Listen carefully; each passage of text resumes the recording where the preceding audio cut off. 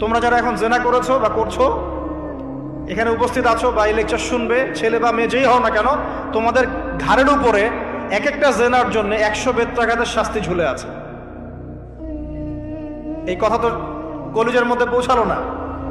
একবার জেনা করেছো, তোমার কাঁধের উপরে 100 বেত্রাঘাতের শাস্তি ঝুলে আছে এখনো, এবং 1 বছরের নির্বাসন তোমার জন্য ঝুলে আছে। সূরা নূরের 1 থেকে 4 নম্বর আয়াত পড়ে দেখবে। আর যারা বিবাহিত ব্যক্তি, যে দেবর ভাবি জেনা করেছেন, দুলাভাই শালি জেনা করেছেন, হ্যাঁ, এই প্রতিবেশীর স্ত্রীর সাথে জেনা করেছেন, অমুক কর্মকর্তার স্ত্রীর সাথে জেনা করেছেন, আপনারা পৃথিবীতে বেঁচে থাকার অধিকার হারিয়ে ফেলেছেন। কারণ একজন বিবাহিত ব্যক্তি যদি জেনা করে, তার একটা শাস্তি ইসলামে, সেটা হলো রজম। তাকে কোমর পর্যন্ত মাটিতে পুঁতে ফেলে পাথর নিক্ষেপ করে হত্যা করতে হবে। এটা ইসলামের বিধান। এই বিধান এখন চালু করা যাবে না। এই বিধান এখন পৃথিবীর কোথাও আছে বলে আমাদের জানা নাই। হয়তো অল্প কিছু জায়গায় থাকতে পারে, এটা আল্লাহর ইচ্ছা। বেশিরভাগ জায়গায় এইসব বিধান নাই, কিন্তু আল্লাহ পাকের আসমানে এই বিধান আছে। জমিনে এইসব বিধান নাই ঠিকই, বাট আল্লাহ পাকের আসমানে এই বিধান আছে। মৃত্যু হয়ে গেলেই শাস্তি ভোগ করবে যদি তওবা না করে মারা যায়। তবে যদি আপনারা তওবা করেন, এই শালি তুমি যদি তওবা করো, দুলা ভাই যদি তওবা করে, এই দেবর যদি তওবা করে, ভাবি যদি তওবা করে, আল্লাহ পাক রাতের অন্ধকারের তওবা আল্লাহ পাক কবুল করতে পারে। শোনেন ভাই, কয়েকটা কারণে ইসলামে মানুষকে হত্যা করা জায়েজ।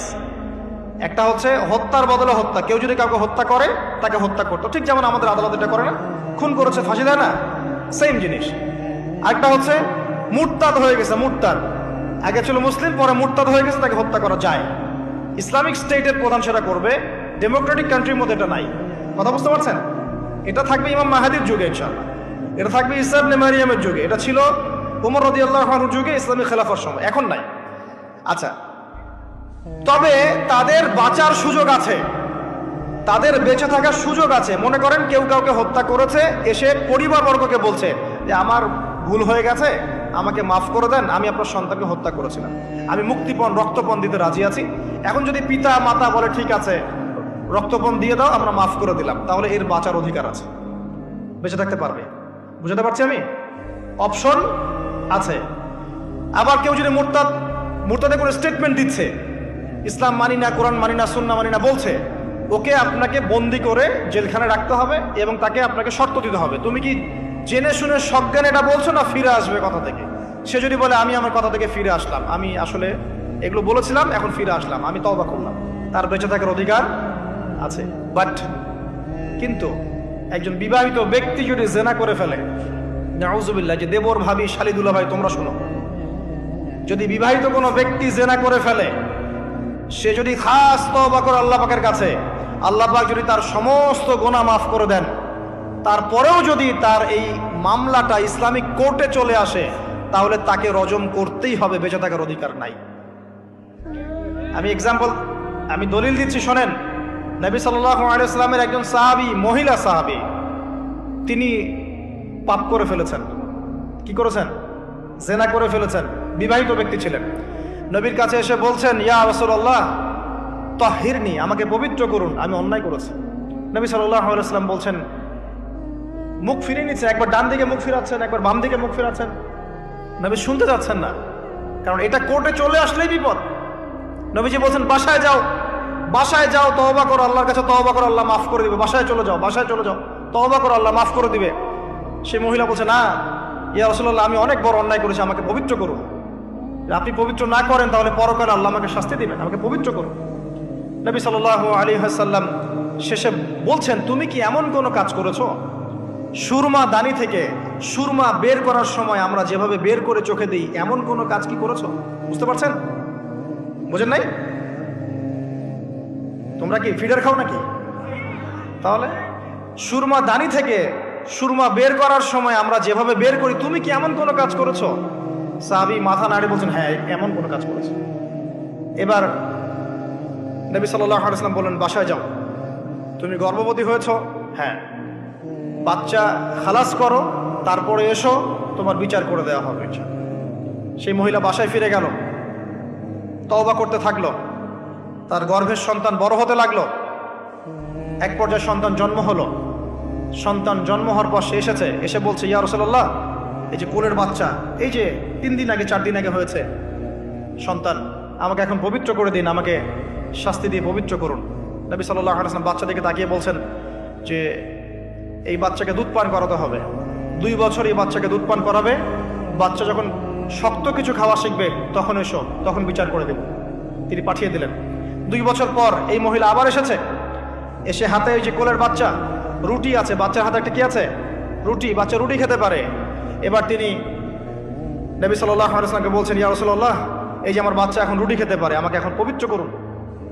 নবী সাল্লাল্লাহু আলাইহি ওয়াসাল্লাম একজন মুসলিমকে বললেন, এই বাচ্চার দায়িত্ব কে নিতে পারবে? একজন মুসলিম সাহাবী বললেন যে আমি নিব ইয়া রাসূলুল্লাহ। তখন তার হাতে বাচ্চাকে সুপর্দ করা হলো।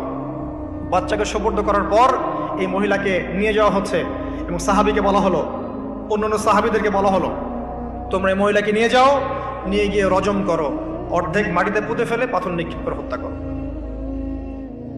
এবার সাহাবীরা এই কাজ করছেন। খালিদ বিন ওয়ালিদ রাদিয়াল্লাহু আনহু, বিখ্যাত বীর সাহাবী, তিনি তখন মুসলিম হয়েছেন এবং অনেক যুদ্ধের নেতৃত্ব দিচ্ছেন। তিনি একটা পাথর নিক্ষেপ করেছেন, এই পাথরের নিক্ষিপ্ত পাথরের আঘাতে রক্তের ফিনকি ছিটকে এসে খালিদ বিন ওয়ালিদ রাদিয়াল্লাহু আনহুর এই যে কাপড়ের মধ্যে পড়েছে।